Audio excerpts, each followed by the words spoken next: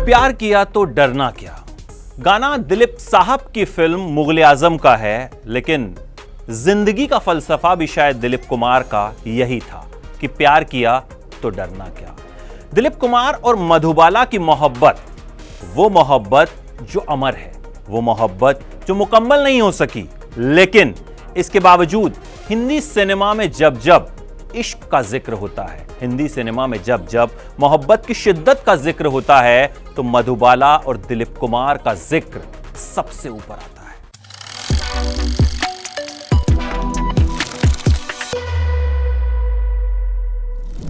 वो साल था 1951। फिल्म थी तराना।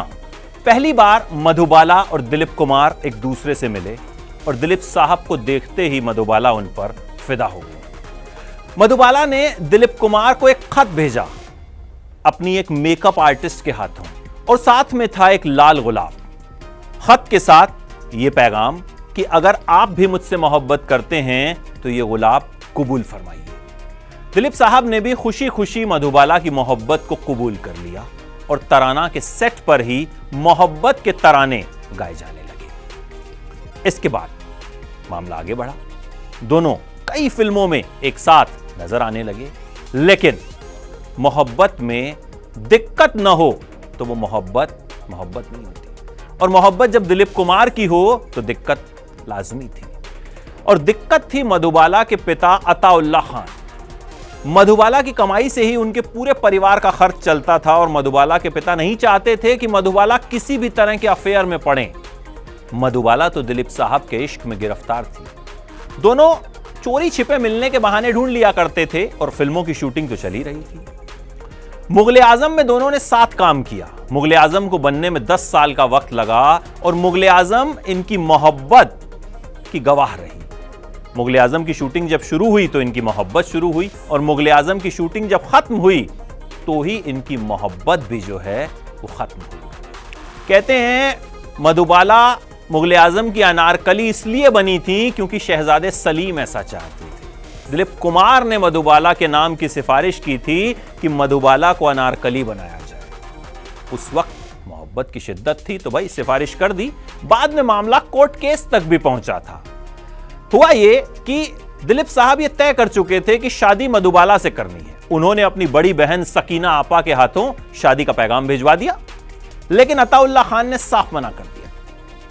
दिलीप साहब को झटका तो लगा, लेकिन उनको पता था कि मधुबाला तो उन्हीं की है।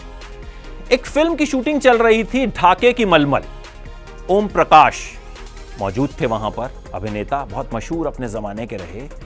दिलीप साहब ने उनके सामने मेकअप रूम में मधुबाला को बुलाया और कहा कि मैं आज ही तुमसे शादी करना चाहता हूं। मेरे घर पर एक काजी मौजूद है जो हमारा आज ही निकाह करवा देगा, लेकिन मेरी एक शर्त है, और वो शर्त यह है कि तुम अपने पिता से कोई रिश्ता नहीं रखोगे। अपने यूसुफ की यह शर्त सुनकर मधुबाला खामोश हो गई। दिलीप साहब ने पूछा, तुम्हारी खामोशी का मैं क्या मतलब समझूं? मधुबाला फिर भी कुछ नहीं बोली। दिलीप साहब ने बार बार पूछा, तो क्या मैं यहां से जाऊं, और अगर मैं आज यहां से गया तो फिर कभी लौट कर नहीं आऊंगा। मधुबाला की खामोशी कायम रही और दिलीप साहब वहां से चले गए। न सिर्फ उस मेकअप रूम से, न सिर्फ उस फिल्म के सेट से, बल्कि मधुबाला की जिंदगी से। इसके बाद एक फिल्म नया दौर के लिए इन दोनों को साइन किया गया था। प्रोड्यूसर बीआर चोपड़ा चाहते थे कि फिल्म की शूटिंग भोपाल में हो, लेकिन मधुबाला के पिता ने उन्हें भोपाल भेजने से मना कर दिया। कहा कि भाई फिल्म की शूटिंग तो बंबई में भी की जा सकती है, लेकिन बीआर चोपड़ा भोपाल में शूटिंग करना चाहते थे, तो उन्होंने मधुबाला को फिल्म से निकाल दिया और वैजंती माला को ले लिया। इसके बाद अताउल्लाह खान ने बीआर चोपड़ा पर केस ठोक दिया। बीआर चोपड़ा ने भी कहा कि मेरा साइनिंग अमाउंट वापस करो, और अताउल्लाह खान पर केस ठोक दिया। कोर्ट में मधुबाला और दिलीप साहब फिर आमने सामने आए।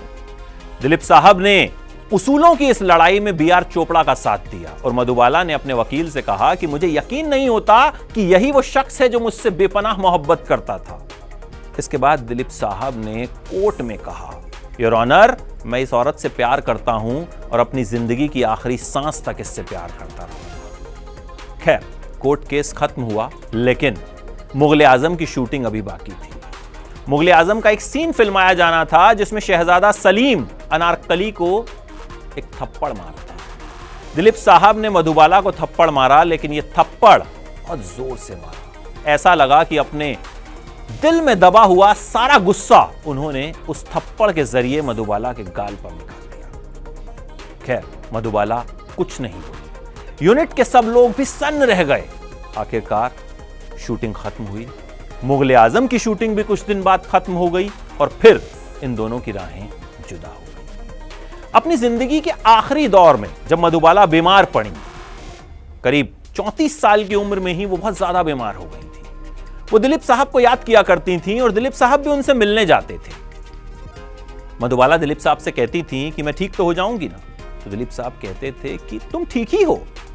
मधुबाला यह भी कहती थी कि क्या आप मेरे साथ फिल्म करेंगे, तो दिलीप साहब कहते थे कि बिल्कुल, मैं वादा करता हूं कि जब भी तुम ठीक हो जाओगी मैं तुम्हारे साथ फिल्म करूंगा। लेकिन वादे कब पूरे होते हैं? यह वादा भी पूरा नहीं हो पाया। दिल की बीमारी की वजह से मधुबाला ने वक्त से बहुत पहले इस दुनिया को अलविदा कह दिया।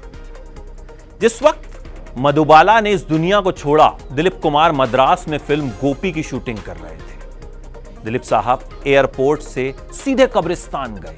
वहां मधुबाला की कब्र के पास बैठे, दुआ करते रहे, याद करते रहे वो पल जो उन्होंने मधुबाला के साथ बिताए थे। याद करते रहे उन कहानियों को जो उनके और मधुबाला के बीच गढ़ी गई थी। याद करते रहे उस प्रेम कहानी को जो आज भी अमर है और आने वाली कई सदियों तक अमर रहेगी।